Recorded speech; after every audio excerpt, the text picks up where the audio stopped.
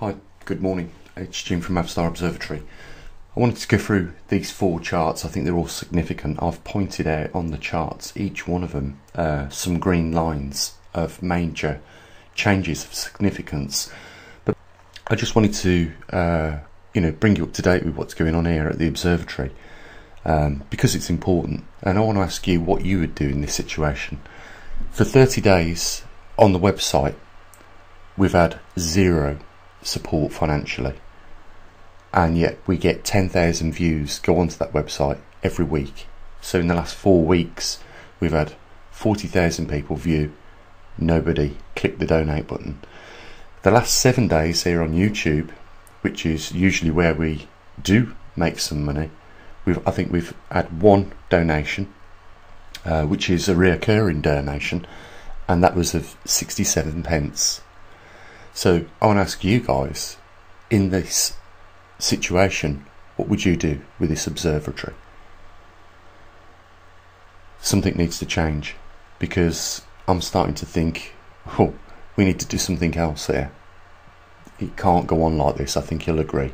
If you was in the same situation as me, I think you'd be thinking the same. So moving on, I've taken these four charts because I think that they've got some information which I think is really relevant to all you guys, because we're trying to really see what it is that's making the changes in our world, and with that understanding we can try and forecast some future predictions as to what to expect. But I think it's clear when we look at these green lines, at least going back to 1990s, you can see that there has been some significant changes, and none of them really relate to anything that mankind has done. I think it's really important to mention that, because we live in a time where information is being changed deliberately to guide and move the populations of this world in certain specific directions. And I'm going to deviate just a little bit here, because I see it clear sometimes, and then sometimes I think no way could anyone be so sinister to really do that. But when I see somebody who's a very famous public figure and a billionaire talking about an event that is going to possibly happen, and if we don't do something about that event, then humanity is going to suffer massively. And then at that same time, as he's mentioned this event, he's also investing in something that could be the solution to that crisis of that event. I'm talking about a billionaire who has been talking quite openly for the last 10, 15, maybe more years about a virus and a pandemic, and at the same time investing money into companies that manufacture vaccines. And then all of a sudden, 15 years after he first started talking about something as such, the event happens. Now, I know that this guy doesn't have a crystal ball. I know that for a fact. He's not a time traveller, and he certainly isn't having angels whisper in his ear about things to come. What he's done, he is clear to me. He's manufactured a crisis, and also at the same time manufactured a solution, and it was just a matter of time until that crisis was executed. You know what I'm talking about here, quite clearly. And I just want to say how much of a dangerous world we live in, when money is worth more than life. Because every time we've seen this attitude of people like this come about in our world, there has been nothing but disaster come of it. We have the ability to think cognitively, strategically, and yet what do people do when they have that ability? They use it in a manner to further create wealth for themselves. We're talking about people that don't need any more money, but they are hell-bent on taking more. You know, there's nothing we can do about, you know, nature with regards to these 4 charts. We look at the central one, we can see that over the last 30 years, you know, we've lost 100 sunspots per cycle, and you can see where we are now on that chart. The charts are evident, and I've just drawn these green markers on them to point out a significant time, 1990, because really since 1990, over the last 30 years, we've seen some real dramatic changes, not just to the jet streams, but as you can see, the North Pole migration has exponentially took off and covered 1,200 years in migration distance, compared to the 90 years previous to that, where it only covered 500. You know, there have been some rapid accelerations on these anomalies, clearly from 1990. But if we go back to the 1900s, especially on CO2 and global land ocean temperatures, we can see there has been some dramatic changes. Just so coincidentally that the magnetic North Pole, at the same time as those 2 other anomalies was taking place, or starting to take place, it was the point at where the magnetic North Pole began to migrate.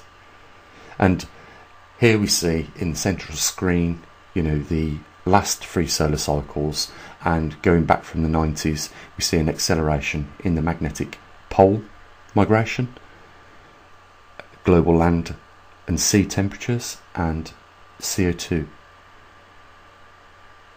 Now they're all linked, especially the 2 at the top, the pole migration and the sun spots decaying over the last 30 years, because we both know that those are responsible for the increase in cosmic radiation in our upper atmosphere, and that is what modifies the jet streams. And I think, you know, you'll all agree with me that it is the modified jet streams now that are causing the weather extremes, or the climate change that is so commonly spoken about. But we've got a real big problem, because we've got a lot of people that would rather earn money telling lies to people than they would not earn so much money but tell the truth. And it's a serious problem, because this problem, as we can see in history, and I've pointed it out many times, is what leads to wars and innocent people's loss of life. And it's really serious. And you know, I'm a scientist, and I could easily put my head in my hands and cry about what I'm seeing. You know, I can understand absolutely why people are walking away from the field of science because of the lies, and you know, the influence that these big companies and corporations has now is more powerful than governments. Do you not see that? And it is with that influence that they can change the truth blatantly in front of everybody, and that is soul destroying. This is the world that we are merging into right now. You can put nature to one side and just focus on the damage that humanity is caught up in right now because of only a few people. It will always, in my view, always come down to the few people. That few people that want to destroy the world, and that few people that want to make this world heaven on earth.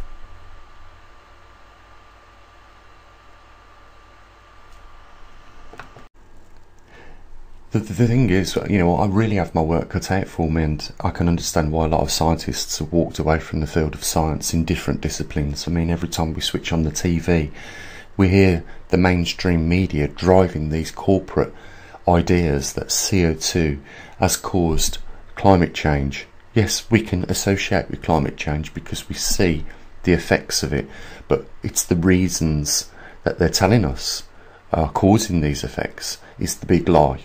You know, this is what we now have to undo the damage of, you know, trying to convince people now that are prepared to the point to even go out onto the streets with signs, banners, posters, like Extinction Rebellion, and say, if we do not cut CO2 levels to this degree, will kill the world. I think that they are funded by MI5, and you know, they are supported by mainstream media to drive the idea that CO2 is causing a problem. But I now have to show people the truth and try and convince them the other way. And how else can I do it? You know, by using things like, you know, these pie charts to demonstrate just how much CO2 we are responsible for putting into the atmosphere and how much nature puts into the atmosphere, and then try and, you know, ask these people or persuade the people to be open-minded about it, and ask them the question, do you really think that the amount of CO2 that we put into the atmosphere could possibly change anything? Let's look at the levels of CO2 that humanity, yeah, and nature put into the atmosphere. The total reservoir measures less than 1%. As you can see on the blue pie chart, 0.4% of our atmospheric reservoir of gases is made up of CO2. Out of that 0.4%, 97% of it is nothing to do with human beings. So 97% of 0.4% of CO2 has nothing at all to do with human beings. That is what is being emitted naturally from the oceans and land. So our contribution is 0.012%. Teeny fraction of CO2. I mean, we're talking percentages of, you know, such a very small percent to start with. So how could we possibly have an impact on climate? And how could man-made or man-created CO2 change the climate? You know, these organisers of these events that go out protesting, demanding that we drop CO2 to 0% output by mankind, are delusional to the fact that, you know, we could kill this earth if we dropped it to 200 parts per million. We're at 430 parts per million now, or thereabouts. If we drop it by 200 parts per million, we'll destroy all the biodiversity and vegetation on this planet, including ourselves. We could add another 1,000 parts per million to our atmosphere, and even if we was able to do that, which we've reached the peak where we can't do that in any case, and scientists have argued this, it's impossible to reach it to those levels by our input. But let's say we did, guess what would happen? Well, you're not going to get the feeling of a lack of oxygen in your lungs. You're not going to go dizzy, because most likely right now, as you're watching this, you're in your house and the environment, or the gas environment in your house, is already containing probably 1,500 parts per million of CO2. And what these crazy people that are pushing this agenda would have you think is that if you left your living room, which contains probably 1,500 parts per million of CO2, out into the streets where it's 420 parts per million, 430 parts per million, you're in danger. This is the insanity that we're living in. This is what's destroying real science and people that do honest science. You know, that most people that have got a graduate in science swore an oath not to create things that would harm or destroy humanity. And they have left their posts because they can't stand the stench of the lies that is being pushed by these corporations. And I could name names, guys, you know who I'm talking about.